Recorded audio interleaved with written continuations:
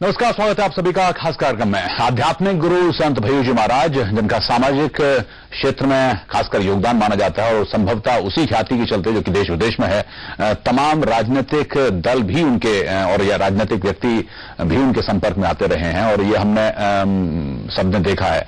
आज हमारे स्टूडियो में भय्यू जी महाराज खुद मौजूद हैं और उनसे बातचीत करेंगे अध्यात्म, दर्शन और भारतीय राजनीति के वर्तमान परिवेश की। बहुत स्वागत आपका। वंदन, नमस्कार। आपके थोड़ा सा मतलब अगर हम संक्षेप में पूछें, आपके द्वारा जो सामाजिक कार्यों की चर्चा काफी की जाती है, किस तरह के कार्य आपने किए हैं, आपके निर्देशन में होते हैं? देखिए, युगातीत व्यवस्था, प्रवृत्ति और मानसिकता को पहचान कर जो प्रतिकूल विचार और जो प्रतिकूल स्थितियां उस युग में निर्माण हुई है, उस प्रतिकूलता से अनुकूल विचारों को निर्माण करके और अनुकूल विचारों के माध्यम से अनुकूल परिस्थितियों को निर्माण करते हुए भयमुक्तता, अपराध मुक्तता और एकात्मकता के माध्यम से विकास, ये मूल धर्म की अवधारणा है और यही सच्चा धर्म है। आज एक ऐसे युग धर्म की आवश्यकता है और आज का युग धर्म जो कहता है वो है कि आज हमारे राष्ट्र के सामने, मानवता के सामने और समाज के सामने कौन कौन सी चुनौतियां हैं। उन चुनौतियों को प्रत्येक क्षेत्र के जो आदर्श हैं या आइकॉन्स हैं या जो आइडल्स माने जाते हैं या जो जिन्हें हम आदर्श कहते हैं, उन आदर्शों को, प्रत्येक क्षेत्र के आदर्शों को राष्ट्र, समाज और मानवता के प्रति क्या विचार रखते हैं और उसके अनुरूप क्या कर्म करते हैं, ये लेकर सामने आना बहुत आवश्यक है, जिससे वर्तमान में जो राष्ट्र के सामने एक निराशा का भाव निर्माण हो गया है, जैसे इस राष्ट्र में कुछ अच्छा हो ही नहीं रहा है, सिर्फ घोटाले, बेरोजगारीता, आपका भ्रष्टाचार, व्यभिचार, अनाचार, जिस तरीके से आज आंदोलन और जिस तरीके से आप क्रीड़ा क्षेत्र को बोलिए या स्पोर्ट्स सेक्टर जिस तरीके से बदनाम हुए हैं, या फिर जिस तरीके से अगर आप देखें कि प्रत्येक क्षेत्र में कहीं ना कहीं पर एक दोहरे चरित्रों का तीव्र गति से उदय हो जाने के कारण आज किसी भी क्षेत्र की जिन्हें हम आदर्श कहते हैं उनकी स्थितियां या फिर उनका चरित्र एक संदिग्ध रूप से देखा जा रहा है और हम कहीं ना कहीं पर समाज की वो विश्वसनीयता को खोते जा रहे हैं। ये एक समाज के लिए, एक स्वस्थ समाज के लिए एक बहुत बड़ा आह्वान है, एक बहुत बड़ा संकेत हम कह सकते हैं, चुनौती भरा संकेत हम कह सकते हैं कि आज हमारे को राष्ट्र, समाज और मानवता के सामने जो चुनौतियां हैं उसको विचार और सार्थक कर्म के माध्यम से इस युग का धर्म कैसे पालन करना, इसके लिए आवश्यकता आन पड़ी है। राजनीतिक दलों से उम्मीद की जाती है कि वो फौरी तौर पर इलाज करेंगे, लेकिन सामाजिक क्षेत्र में जो काम करने वाले लोग हैं उनसे कहते हैं कि बड़ा मुश्किल काम है। आपके पास जो लोग आते होंगे, उसका मूल कारण यह है कि राजनीतिक दल को जो फौरी तौर पर जो समस्या हल करते हैं या फिर विकास करते हैं, वो तुष्टीकरण का मार्ग स्वीकारते हैं, जिससे कि सामान्य तरीके से जो नागरिक हैं या फिर जो सामान्य जनता के प्रश्न हैं वो तात्कालिक रूप से उनकी शुदा शांत हो जाए, जिससे अनुक्रमण कर्म है, भूख लगी, खाना खा लिया और हमारा पेट भर गया, हम संतुष्ट हो गए। ठीक उसी प्रकार से तुष्टीकरण का भाव लोकतंत्र के 63 साल के बाद में सबसे बड़ी उपलब्धि हमारे को दिखाई देती है। परंतु जब हम सामाजिक क्षेत्र में काम करते हैं तो सामाजिक क्षेत्र में इन विषयों का कहीं कोई स्थान नहीं रहता। तुष्टीकरण है, प्रशंसा है, चापलूसी है, चाटुखुरीता है, या फिर किसी को खुश करने की प्रक्रिया है, या फिर किसी को ओबलाइज करने की या किसी को उपकृत करने की या ओबलाइज करने की जो प्रक्रिया है, इसका सामाजिक जीवन में या फिर सामाजिक सेवा में या फिर सामाजिक कार्य करते समय कोई सरोकार नहीं होता या फिर उसकी कोई उपयोगिता भी नहीं होती, क्योंकि समाज व्यवस्था का मूल आधार ही वो होता है कि हम धर्म सिद्धांतों के रक्षण के लिए, हम धर्म सिद्धांतों के रक्षण के लिए जो नीतिगत नियोजन हम करते हैं या फिर उसका नियोजन के माध्यम से जिसे हम सार्थक कर्म कहते हैं, उसे मूलभूत परिवर्तन लाने की जो प्रक्रिया है, वो लाने की प्रक्रिया ही सच्ची समाज सेवा होती है। और समाज सेवा का मूल अर्थ यह होता है कि जो संवेदनाएं जहां जहां पर समाप्त होती जा रही है, उन संवेदनाओं को पुनर्जीवित करना समाज सेवा है। आज मैं 12 लाख छात्रवृत्ति देता हूं, तो ये मैं नहीं देता हूं, ये मैं के रूप में भारत का युवा बोल रहा है। ठीक, 932 तालाबों का निर्माण करते हैं तो अकेले भैयू महाराज निर्माण नहीं कर सकता। अगर 21 लाख झाड़ लगाना है तो अकेले भैयू महाराज ने नहीं लगाए हैं। मेरे साथ में वो सभी युवा साथी हैं। सारे युवाओं ने मिलकर एक इस तरीके का सामाजिक आंदोलन खड़ा किया कि जिसमें मोमबत्ती या फिर मीडिया के कैमरे नहीं थे, परंतु समाज को और हमारे देश को और मानवता को लगने वाले या फिर आवश्यक होने वाले या जो आवश्यक हैं, वो सारे तत्वों के लिए सार्थक विचारों के आधारित कर्म किए हैं। और उसी का परिणाम है कि आज हम 932 तालाब बना पाए। आप सोच सकते हैं कि मैं अकेला 932 तालाब बना सकता हूं? बिल्कुल नहीं। कहीं ना कहीं पर आज ये जो कंट्रीब्यूशन है, ये सारे हमारे साथ के जिस यूथ हैं, जो जितने भी युवा साथी हैं मेरे साथ में जो जुड़े हुए हैं, उनके अथक परिश्रम है। विचार मैंने दिए परंतु कर्म तो उन्होंने किए। राजनीतिक विकास और सामाजिक सेवा के विकास के मापदंडों को आप अलग देखिए। एक छोटा सा उदाहरण बताता हूं कि एक राजनीतिज्ञ एक कार्यक्रम में जो है वृक्षारोपण के कार्यक्रम में गए। बहुत उनके साथ में कार्यकर्ताओं की फौज थी। कार्यकर्ताओं की जो फौज थी वो उनके साथ साथ चल रही थी। कार्यक्रम था हरियाली लाओ देश बचाओ।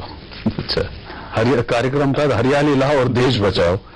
अब ये इस तरीके के कार्यक्रम और स्लोगन्स तो आप सुनते सुनते, आप तो मीडिया सेक्टर में आप तो बहुत अच्छी तरह से जानते हैं कि लंबे समय सुन रहे हैं। बिल्कुल बिल्कुल, आप तो सब जानते हैं कि भले ही आप बोलेंगे नहीं परंतु सब भावों को आप पहचानते। तो हरियाली लाओ देश बचाओ जी, क्या तो सुख समृद्धि का नारा देते हुए जो है नेताजी वहां पर आए।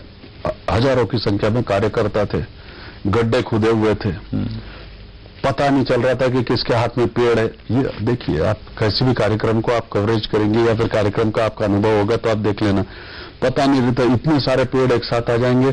नेताजी पूरी तरह से घिरे हुए, कोई किसी को धक्का दे रहा है, पेड़ किसी तरीके से पेड़ उठाया, प्लास्टिक की पन्नी फाड़ी नहीं फाड़ी। अब देखिए, प्लास्टिक ये सबसे ज्यादा पर्यावरण के लिए नुकसानदेह है, परंतु जो वृक्षारोपण किया जाता है उसमें प्लास्टिक लपेटा जाता है। वो उसके लगाए साथ ही बिल्कुल प्लास्टिक लपेट कर लगाया जाता है। तो फिर आप पर्यावरण का हास कर रहे हैं या फिर पर्यावरण का संवर्धन कर रहे हैं या फिर सम्मान कर रहे हैं, ये एक बड़ा प्रश्न है।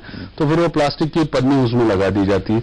अब प्लास्टिक की पन्नी कोई निकाल रहा है फिर किसी तरीके से, क्योंकि नेताजी के आसपास बहुत सारे कार्यकर्ता हैं, उनको आगे भी जाना रहता है, इसलिए वो किसी तरीके से, जिस तरीके से एक मेहनत करके दिन भर आया हुआ व्यक्ति अगर सिर पर पोटली रहती है या कंधे पर पोटली रहती है और जिस तरीके से तेजी से पटक देता है, उस तरीके से इस धरा पे, इस वसुंधरा पे उस झाड़ को लगा दिया जाता है। छाया चित्रकार सामने खड़े रहते हैं, जो है जो पत्रकार बंधु हैं वो अपने छोटे से कागज को लेकर उनकी तरफ देखते रहते हैं। छाया चित्र चलते रहते हैं। छाया चित्र चलते से नेताजी थोड़ा सा झुकते हैं, दोनों पैरों पर बैठते हैं, मट्टी समेटते हैं और एक झरे से पीछे से आके पानी डाल दिया जाता है, उस पर हाथ धोते हैं और जैसे आगे बढ़ते हैं तो पीछे से जितने भी कार्यकर्ता हैं उस पौधे को रोंदते हुए आगे चले जाते हैं उनके साथ में। बिल्कुल। तो आप देखिएगा, फिर दूसरे वर्ष उसी जगह पर फिर से वृक्षारोपण होता है, फिर उसी से रोंदा जाता है। फिर एक समाज सेवी वहां आते हैं, सामाजिक संस्था उसको लगाती है, गवर्नमेंट एडेड है, फंडिंग है, परंतु हमारे तो काम करना है। तो उसके लिए जो है 4 लोग आ गए, 4 लड़कों को रखा गया, लगा दिया गया पौधा, फोटो खींच लिया गया, इतने बाय इतने का गड्ढा, ये सारा माप लिया गया अधिकारी के सामने, उस विभाग के अधिकारी के सामने पूरी जो है खाना पूर्ति हो जाती है। और जब वो निकल जाते हैं तो उसके बाद में कोई आता नहीं है, तो पौधा सूख कर खत्म हो जाता है। पर एक गुरु आता है एक महाराज आता है, एक सच्चा समाज सेवी आता है और वो वृक्ष लगाकर बोलता है कि शहीद भगत सिंह के नाम पर मैंने लगाया है, इसका संवर्धन करना, इसका संवर्धन करना।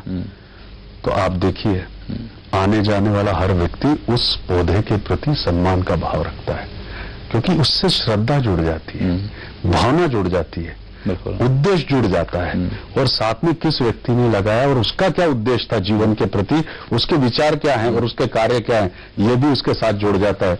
यानी इतनी बड़ी क्षमता विचार और कर्म सार्थक करने में रहती है। अगर आपका जीवन एक सार्थक कर्म है, आपके जीवन का मूल दर्शन अगर राष्ट्र, समाज और मानवता है, तो समाज उसे स्वीकारता है, चाहे वो युवा हो, चाहे बुजुर्ग हो, चाहे वो प्रौढ़ हो। ये मेरा स्पष्ट मानना है। ये आपके कर्म क्षेत्र की बात रही, लेकिन धर्म का चूंकि आपने बात करी, कई ऐसे धार्मिक गुरु भी हैं और तमाम राजनीतिक दल उनके नजदीक भी जाते हैं। क्या वो सभी लोगों ने राजनीतिक क्षेत्र में जो कंट्रीब्यूशन देते हैं, आपको लगता है कि आज के समय वो ठीक है और एक सही दिशा दे पा रहे हैं, या उसमें भी कहीं ना कहीं भटकाव और एक वो चीज? सबसे पहली बात तो मेरा ये कहना है कि धर्म सिद्धांतों के रक्षण के लिए जो अर्थ के नियोजन के लिए जो नीति का निर्माण किया गया वो राजनीति है। अब जब धर्म सिद्धांत ही कौन देने वाला है, वो गुरु ही देने वाला है। ठीक बात। अब जब अर्थ का धर्म सिद्धांत ही आप दे रहे हैं और उसके अर्थ के नियोजन की नीति के लिए भी आप काम कर रहे हैं, यानी आप ऑलरेडी बॉस हैं और आप प्यून के काम करने के लिए जाने की तैयारी कर रहे हैं। अर्थात यानी आप आपका डिग्रेडेशन कर रहे हैं ना एक तरीके से। जिसका काम जिस परमात्मा ने जो सौंपा है, अगर आपको राजनीति में लाना था तो परमात्मा ने आपको जो है साधु महात्मा काय के लिए बनाया, आपको राजनीति में लाता है। बिल्कुल। राष्ट्रीय चिंतन में और राष्ट्रीय स्तर पर ये प्रमाणित सत्य है कि जब जब भी राजाओं को आवश्यकता पड़ी है तो गुरुओं ने अपने विचारों से उनके पुरुषार्थ को, उनके कर्मों को दिशा दी है। ये चंद्रगुप्त मौर्य और चाणक्य का देश है, ये हमें नहीं भूलना चाहिए। जगत गुरु तुकाराम महाराज ने शिवाजी महाराज को स्वराज्य स्थापना के लिए अनिष्टकारी रूढ़ियां कैसे तोड़ी जाती है और जल नीति प्रबंधन से लेकर अर्थ नीति प्रबंधन तक के जो है गाथाएं सुनाई है। ये वो देश है कि जिसमें गुरुओं ने राष्ट्र रक्षा के लिए अपने स्वाभिमान के चलते हुए गुरु गोविंद सिंह ने तलवारें भी उठाई है। तो ये देश बहुत अलग है। यहां पर गुरुओं की भूमिका हमेशा आक्रामक रही है, लेकिन आक्रामकता के साथ में संयमता रखना भी आवश्यक है। ये ना हो कि आप किसी एक का पक्ष ले, आप किसी एक के साथ जाइए या फिर किसी विशेष को आप जो है प्रोत्साहन दें। मेरा ये मानना है कि जो सच है वो सच है, जो अच्छा है वो अच्छा है, जो अच्छे व्यक्ति हैं उनको आप मदद करिए व्यवस्था सुधारने में, व्यवस्था को सुदृढ़ बनाने के लिए। और सबसे पहले आप ये देखिए कि वो व्यक्ति कैसा है, इंसान के रूप में वो कैसा है, और इंसान के रूप में अगर वो अच्छा होगा तभी वो दूसरे इंसान को पहचानेगा, और जब वो दूसरे इंसान को पहचानेगा तभी संवेदना का आदान प्रदान होगा, और जब संवेदना का आदान प्रदान होगा तभी जाकर चिंतन होगा और चिंतन से विकास होगा।